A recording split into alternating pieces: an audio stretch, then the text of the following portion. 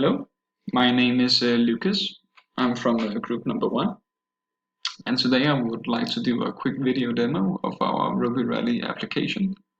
In this case, we already have the Spring Boot API running in the background, so that our clients will be able to connect to a server.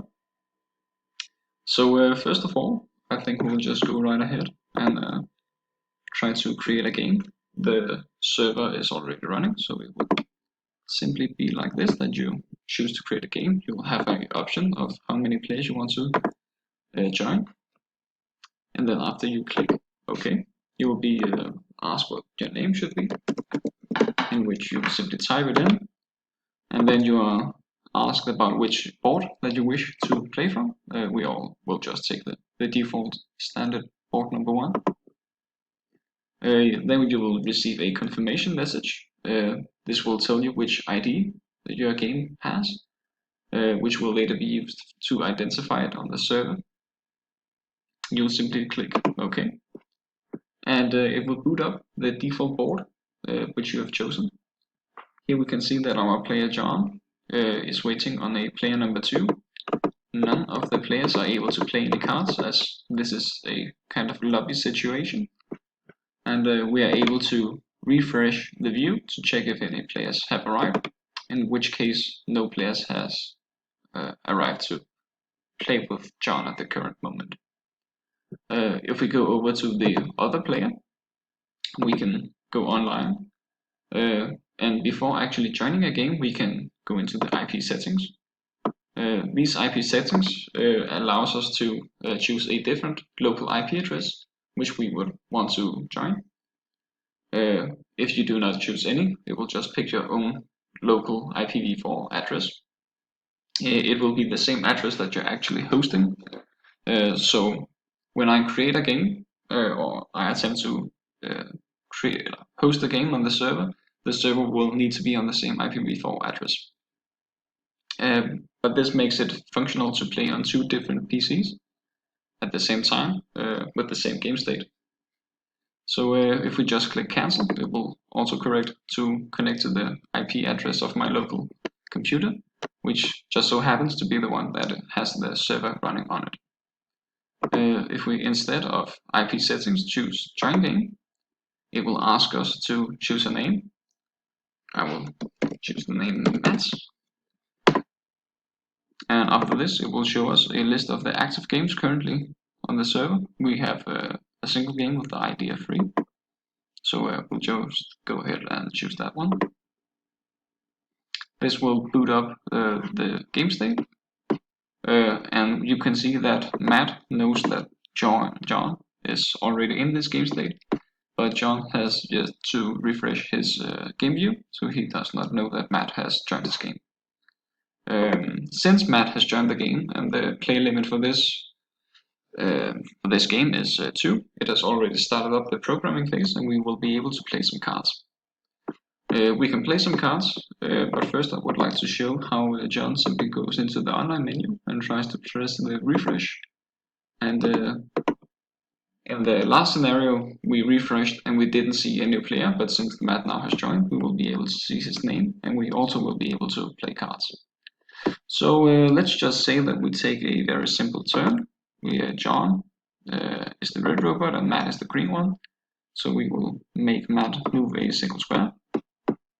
And we will also make John, let's say he will just do a quick turn to the right. Of course, you can play the entire register with full of cards, but for simplicity's sake, we will just do as so.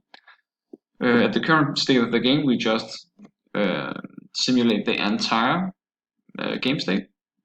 So we run the entire game logic through as if you use the execute program instead of the stepwise option. So now we have both played our cards, so we say finish programming, and we can see that John has finished his programming state and he has sent it to the server. Matt has yet to finish his programming state. Just so, for example, if he wants to not play this move 1 card, but this move 1 card instead, he's able to do so. When he presses the refresh view, he will tell the server that he has, or the finished programming rather, he will tell the server that he is done programming. And since the server knows that there are only 2 clients currently, it will say that all of the clients have finished their programming step, and it will then simulate the baud state, and it will then make the baud state available for the clients to refresh their view and get the updated baud state. So let's say that he finishes programming, and now the server has updated the baud state, but none of the players are at the current moments able to see just yet. So they will press the refresh view, and here we can see that the player has moved forward and the other player has rotated. So we can refresh the view.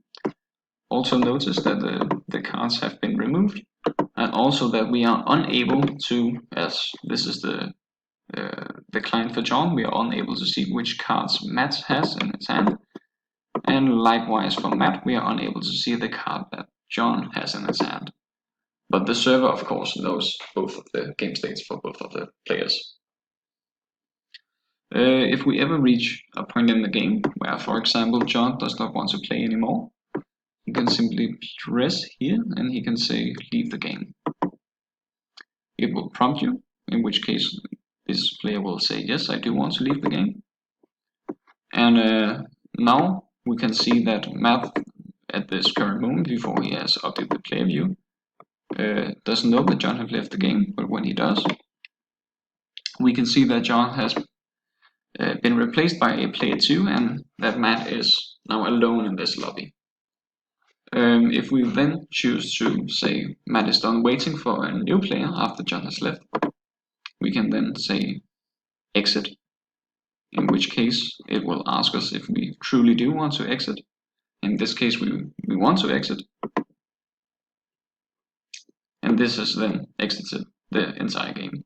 We could also, for example, if I want to create a game, let's say for 2 players, and my name will be Matt, I will choose the default board and the game ID. If then we say that I have been waiting for a long while, but no other clients have booted up and no other clients, more importantly, have joined my game, I can simply say that instead of exiting the entire Roborally client, I can simply leave the game. It then again asks me if I truly do want to.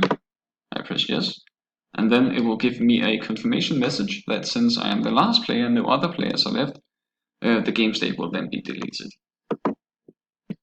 So this was a quick demo of our Roborally application with LAN capabilities. Thank you for watching.